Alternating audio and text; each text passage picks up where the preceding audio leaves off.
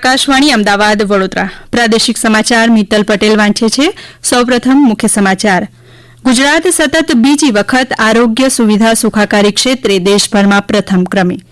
રાજ્યમાં વન અધિકાર અધિનિયમ અંતર્ગત 1 લાખથી વધુ વનબંધુ 5.5 લાખ હેક્ટરથી વધુ જમીનના માલિક બન્યા. માનવ કલ્યાણ યોજનાના બીજા તબક્કા અંતર્ગત રાજ્યના નાના ધંધા રોજગાર કરતા કારીગરોને સાધન ઓજારની ખરીદી માટે ઈ વાઉચર અપાશે અને રાજ્યમાં આજથી 12 ઓગસ્ટ સુધી હળવાથી મધ્યમ વરસાદની હવામાન વિભાગની આગાહી. સમાચાર વિગતવાર. રાજ્યમાં માતા અને બાળ મૃત્યુદરમાં નોંધપાત્ર ઘટાડો નોંધાયો છે.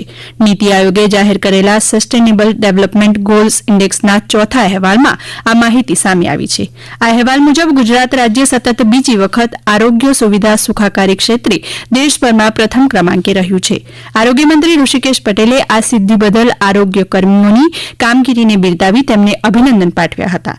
આ ક્રમાંક માટે માતા મૃત્યુદર, 5 વર્ષથી નાના બાળકોનો મૃત્યુદર, બાળકોનું રસીકરણ, સંસ્થાકીય પ્રસૂતિ, ટીબીના કેસની નોંધણી સહિતના આરોગ્ય અને સુખાકારીના સંદર્ભે 11 જેટલા આરોગ્ય વિષયક માપદંડોની સમીક્ષા કરવામાં આવી છે.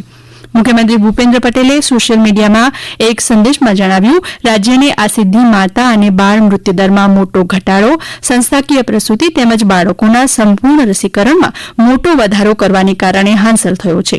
ઉપરાંત ચેપી રોગો જેવા કે ટીબી નિયંત્રણમાં ઉત્કૃષ્ટ કામગીરી તેમજ એચઆઈવી એઇડ્સના પ્રસરણમાં મોટા પાયે થયેલા ઘટાડા તથા મેડિકલ અને પેરામેડિકલ માનવબળમાં થયેલા વધારાને કારણે પણ રાજ્યને આ સિદ્ધિ મેળવવામાં સફળતા મળી છે. આગામી 9મી ઓગસ્ટે વિશ્વ આદિવાસી દિવસની ઉજવણી કરાશે ત્યારે રાજ્યમાં વન અધિકાર અધિનિયમ અંતર્ગત 1 લાખથી વધુ વનબંધુ 5.5 લાખ હેક્ટરથી વધુ જમીનના માલિક બન્યા છે. વન અધિકાર અધિનિયમ 2006 કાયદા અંતર્ગત સરકારે વ્યક્તિગત તેમજ સામુદાયિક કુલ 1,02,612 દાવા મંજૂર કર્યા છે. આને કારણે 5,59,332 હેક્ટર જમીન વનબંધુ માટે માન્ય રાખવામાં આવી છે. વર્ષ 2023માં મુખ્યમંત્રી વન અધિકાર ખેડૂત ઉત્કૃષ્ટ યોજના અંતર્ગત લાભાર્થીઓને પશુ સહાયનો લાભ, બકરા ઉછેર માટે સહાય વગેરેનો લાભ આપવામાં આવે છે. આ યોજના અંતર્ગત વર્ષ 2023-24માં 39 કરોડ 82 લાખ રૂપિયાની ફાળવણી કરવામાં આવી છે. અત્યાર સુધીમાં 16,980 લાભાર્થીઓને તેનો લાભ અપાયો છે. રાજ્યના નાના ધંધા રોજગાર કરતા કારીગરો માટે સરકારે 1 જુલાઈથી માનવ કલ્યાણ યોજના 0.0 અમલમાં મૂકી છે. રાજ્યના ઉદ્યોગમંત્રી બળવંતસિંહ રાજપૂતે જણાવ્યું કે હવે લાભાર્થીઓ પોતાના મનપસંદ સાધન ઓજારની ખરીદી જાતે જ કરી શકે તે માટે ટૂલ કીટના ઈ વાઉચર અપાશે. લાભાર્થીઓ આ માટે ઈ કુટીર પોર્ટલ પર અરજી કરી શકશે. શ્રી રાજપૂતે કહ્યું, નવી યોજના અંતર્ગત લાભાર્થીઓને પાયાની કૌશલ્ય તાલીમનો પણ વિકલ્પ અપાશે. ગુજરાત માટીકામ કલાકારી અને રૂરલ ટેકનોલોજી સંસ્થાન RSETI સહિતની પ્રતિષ્ઠિત સંસ્થાઓ દ્વારા 5 દિવસની કૌશલ્ય તાલીમ અપાશે.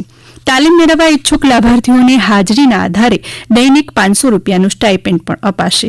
આ ઉપરાંત લાભાર્થીઓ આ યોજના અંતર્ગત ભારત સરકાર અને રાજ્ય સરકારની PM સ્વનિધિ યોજના, શ્રી વાજપેયી બેન્કેબલ યોજના, દત્તોપંત થેંગડી કારીગર વ્યાજ યોજના સહાય તથા અન્ય બેન્કેબલ યોજનાઓ હેઠળ ધિરાણ માટે અરજી પણ કરી શકશે. આ યોજનાનો લાભ સેન્ટરિંગ કામ, વાહન સમારકામ, ભરતકામ, plumber, beauty parlour, electric appliance repairing, દૂધ દહીં વેચનાર, પાપડ બનાવનાર, અથાણા બનાવનાર અને પંચર કરતા કારીગરો લઈ શકશે. રોજગાર સાથે જોડાયેલી પ્રોત્સાહન યોજના ELI હેઠળ દેશમાં 2 વર્ષમાં 2 કરોડથી વધુ નોકરીઓનું સર્જન કરવાનો કેન્દ્ર સરકારનો લક્ષ્યાંક છે. કેન્દ્રીય શ્રમ અને રોજગાર મંત્રી ડોક્ટર મનસુખ માંડવિયાએ ELI યોજનાના અમલીકરણ અંગે બેઠકના અધ્યક્ષસ્થાનેથી આ વાત કરી હતી. શ્રી માંડવિયાએ કેન્દ્રીય બજેટ 2024-25માં જાહેર કરાયેલી રોજગાર સાથે સંબંધિત પ્રોત્સાહન ELI યોજના ઝડપથી અમલમાં મૂકવાની સૂચના આપી હતી. રોજગારીના સર્જનને સરળ બનાવવા અને નોકરીદાતાઓ અને કર્મચારીઓને પ્રોત્સાહન આપતી આ યોજનાનો લાભ યોગ્ય લાભાર્થીઓ સુધી પહોંચે તેમ મંત્રીશ્રીએ ભારપૂર્વક જણાવ્યું હતું. ગુણવત્તાયુક્ત ઔદ્યોગિક ઉત્પાદન માટે કેન્દ્ર સરકાર દ્વારા અમલી certification process zero effect zero defect અંતર્ગત ગુજરાતના સૂક્ષ્મ લઘુ અને મધ્યમ ઉદ્યોગોને સૌથી વધુ પ્રમાણન થયું છે. સમગ્ર દેશમાં સૌથી વધુ 41,556 ઉદ્યોગોને ઝેડ સર્ટિફિકેટ ગુજરાતને મળ્યું છે. તેમાં 68 સુવર્ણ, 9 રજત અને 41,398 કાંસ્ય પ્રમાણપત્રોનો સમાવેશ થાય છે. આ સમાચાર આપ આકાશવાણીના અમદાવાદ વડોદરા કેન્દ્ર પરથી સાંભળી રહ્યા છો. આ સમાચાર આપ અમારી YouTube channel AIR news Gujarat પર પણ સાંભળી શકશો. વધુ સમાચાર માટે આપ અમારા ટ્વિટર હેન્ડલ AIR_news_ABAD ને ફોલો કરી શકશો. રાજ્ય સરકારે માછીમારીની નવી સિઝન 1 ઓગસ્ટને બદલે 15 ઓગસ્ટથી શરૂ કરવાના નિર્ણય બદલ મુખ્યમંત્રી ભૂપેન્દ્ર પટેલ અને મત્સ્ય ઉદ્યોગ મંત્રી રાઘવજી પટેલનો આભાર માન્યો હતો. માછીમાર અને બોટ એસોસિએશનના પ્રતિનિધિ વેલજીભાઈ મસાણીએ આભાર વ્યક્ત કરતા આમ જણાવ્યું હતું. સરકારશ્રીએ 31 તારીખે 15મી ઓગસ્ટ માટે મંજૂરી આપી છે ફિશિંગની. એના માટે ખાસ કરીને રાજ્ય સરકારનો અને મંત્રી શ્રી મત્સ્ય ઉદ્યોગ રાઘવજીભાઈનો આજે ખાસ આભાર અભિવાદન માટે અમે આવેલા. સમગ્ર માછીમારો રાજ્ય સરકારને ખૂબ જ આભાર માને છે. રાજ્ય સરકારે ભારત સરકારમાં પણ રજૂઆત કરી છે કે સમગ્ર વેસ્ટ કોસ્ટ ભારત ઉપર પણ 15મી ઓગસ્ટ અથવા 1 સપ્ટેમ્બરથી આવનારા દિવસોમાં ફિશિંગ માટેની મંજૂરી આપવામાં આવે તો માછીમારોની જાનહાનિ અટકશે, માછલીને મોટા થવાનો અને દરિયાઈ સંપત્તિ અને એને વધવાનો સમય મળશે. રાજ્ય સરકારનો એના માટે પણ અમે આભાર માનીએ છીએ. ગીર સોમનાથ જિલ્લા કલેક્ટર દિગ્વિજયસિંહ જાડેજાએ ગીર જંગલને પ્લાસ્ટિક મુક્ત બનાવવા રૂંધાય છે શ્વાસ, હવે કુદરતનો ઉપયોગ બંધ કરો પ્લાસ્ટિકનો વિષયવસ્તુ સાથે નવા અભિયાનનો પ્રારંભ કરાવ્યો છે. આ અભિયાન અંતર્ગત ગીર ગઢડા તાલુકાના બાબરિયા ખાતેથી પાતાળેશ્વર મહાદેવ મંદિરના ભક્તો પ્લાસ્ટિકની જગ્યાએ કાપડની થેલીનો ઉપયોગ કરે તે માટે દર્શનાર્થીઓને બાયોડિગ્રેડેબલ બેગ અપાશે.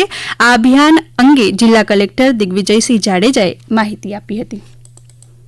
બાબરિયા રેન્જમાં જે પાતાળેશ્વર મહાદેવનું જે મંદિર છે તે શ્રાવણ માસમાં વન વિભાગ દ્વારા ભાવિક માટે દર્શન કરવા માટે છૂટ આપવામાં આવે છે. તો આ વખતે GHCL આપણી કંપની છે સૂત્રાપાડા, એના સહયોગથી એક પેપર બેગ તૈયાર કરી સ્વયંસેવકો અને ફોરેસ્ટના કર્મચારીઓ મારફતે જે ભાવિકો આવશે એનું પ્લાસ્ટિકનું જે કંઈ પણ લાવ્યો હોય સામાન જમા કરાવી અને આ કાગળની જે પેપર બેગ છે એમાં પોતાનો પ્રસાદ કે જે કાંઈ પણ લઈને જવું હોય એ જાય.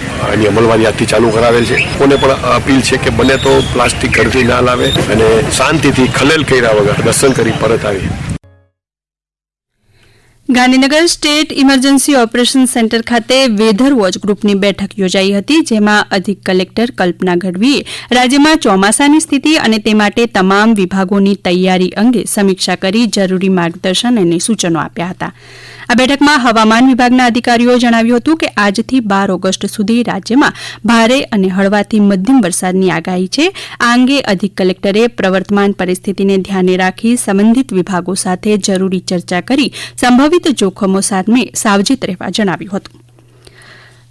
હવામાન વિભાગે આગામી સપ્તાહ દરમિયાન આવતીકાલથી 12 ઓગસ્ટ સુધી રાજ્યમાં હળવાથી મધ્યમ વરસાદની આગાહી કરી છે. આવતીકાલે બનાસકાંઠા, સાબરકાંઠા, મહેસાણા, ગાંધીનગર, અમદાવાદ, નવસારી, વલસાડ, સુરત સહિત ઉત્તર, મધ્ય અને દક્ષિણ ગુજરાતમાં ઘણા સ્થળોએ ગાજવીજ સાથે હળવાથી મધ્યમ વરસાદની તેમજ કચ્છ અને સૌરાષ્ટ્રના જૂનાગઢ, પોરબંદર, દેવભૂમિ દ્વારકા સહિતના અમુક સ્થળોએ ગાજવીજ સાથે હળવાથી મધ્યમ વરસાદની આગાહી છે.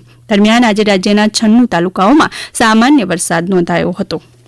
સરદાર સરોવર નર્મદા ડેમની સપાટીમાં વધારો થઈ રહ્યો છે. હાલ ડેમની સપાટી 125.78 મીટર પર પહોંચી છે. ડેમની મહત્તમ સપાટી 138.68 મીટર છે. મહત્તમ સપાટી સુધી પહોંચવામાં 14 મીટર બાકી છે. હાલ ડેમ 60% જેટલો ભરાયો છે. અંતમાં મુખ્ય સમાચાર ફરી એકવાર.